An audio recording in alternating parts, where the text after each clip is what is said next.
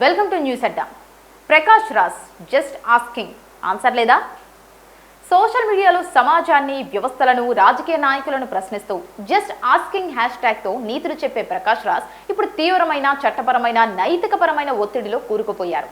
ఇన్నాళ్లు ఇతరులను బోన్లో నిలబెట్టిన ఆయన నేడు తానే సమాజం ముందు ఒక నిందితుడిగా నిలబడ్డారు. ఒకవైపు అత్యంత వివాదాస్పదమైన ధర్మస్థల కుట్ర కేసు ఆయనపై కత్తిలా వేలాడుతుండగా, మరోవైపు ఈ వ్యవహారంలో ప్రధాన సాక్షి చిన్నయ్య ఇచ్చిన సంచలన స్టేట్మెంట్ ప్రకాష్ రాజ్ మెడకు గట్టిగానే చుట్టుకునేలా కనిపిస్తోంది. కోర్టు పరిధిలోనే ఈ తీవ్రమైన ఆరోపణల నుంచి తప్పించుకునేందుకు న్యాయస్థానం కంటే ముందే మీడియా వేదికగా తనదైన శైలిలో కవర్ చేసుకోవాలని ఆయన చేసిన ప్రయత్నాలు క్షేత్రస్థాయిలో పూర్తిగా బెడిసికొట్టాయి.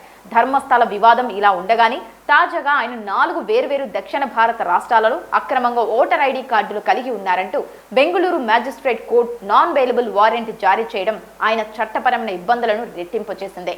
ప్రజా ప్రాతినిధ్య చట్టం ప్రకారం ఇది తీవ్రమైన నేరమైనప్పటికీ ప్రకాష్ రాజ్ ఈ అంశంపై ప్రదర్శిస్తున్న మౌనం అనేక సందేహాలకు తావిస్తోంది. ఒకవేళ ఆ వార్త అబద్ధమే అయితే నాకు 4 రాష్ట్రాల్లో ఓటు హక్కు లేదు, కేవలం బెంగళూరులోనే ఉంది అని సూటిగా ముక్కేసి చెప్పాల్సిన బాధ్యత ఆయనపై ఉంది. కానీ ఆ నిఖార్సైన నిజం చెప్పకుండా సదరు వార్తలను ప్రసారం చేసిన ఛానళ్లను గోడి మీడియా, ఫేక్ మీడియా అంటూ ఎక్స్లో రంకెలు వేయడం ఆయన డిఫెన్స్లో పడ్డారనే విషయానికి అద్దం పడుతోంది. నిజం నిలకడ మీద తెలుస్తుందనే సామెత చందంగా ఈ వ్యవహారంలో ఆయన తీరు తేలుకుట్టిన దొంగలా మారిందనే విమర్శలు వ్యక్తమవుతున్నాయి. కేంద్రంలో ప్రధాని నరేంద్ర మోదీపై, అటు ఏపీలో డిప్యూటీ సీఎం పవన్ కళ్యాణ్పై ఇష్టం వచ్చినట్లుగా విమర్శలు చేస్తూ పొలిటికల్ మైలేజ్, ఉచిత పబ్లిసిటీ పొందడం ప్రకాష్ రాజ్కు అలవాటుగా మారింది. సనాతన ధర్మం, సామాజిక బాధ్యతలపై ఆయన వేదికలెక్కి చెప్పిన సుద్దులన్నీ ఇప్పుడు ఆయనకే రివర్స్ అయ్యాయి. పక్కన ఉన్న వారిపై బురద చల్లేటప్పుడు ఉన్న ఉత్సాహం తాను ఓటర్ కార్డు లాంటి నిబంధనల ఉల్లంఘనకు సంబంధించిన ప్రశ్నలు ఎదురైనప్పుడు ఎందుకు కనిపించడం లేదని నెటిజన్లు నిలదీస్తున్నారు.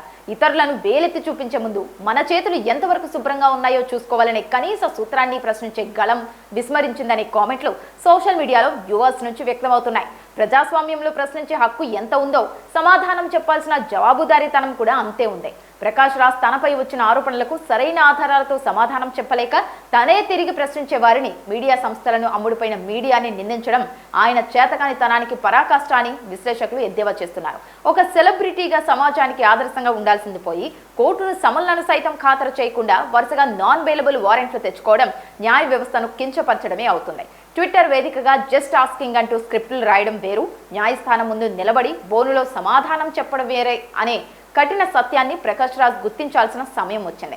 ధర్మస్థల కేసు విచారణ, చిన్నయ్య స్టేట్మెంట్, ఓటర్ ఐడీల వివాదం, ఈ 3 అంశాలు ఆయన నైతిక విలువలను తీవ్రంగా పరీక్షకు పెడుతున్నాయి.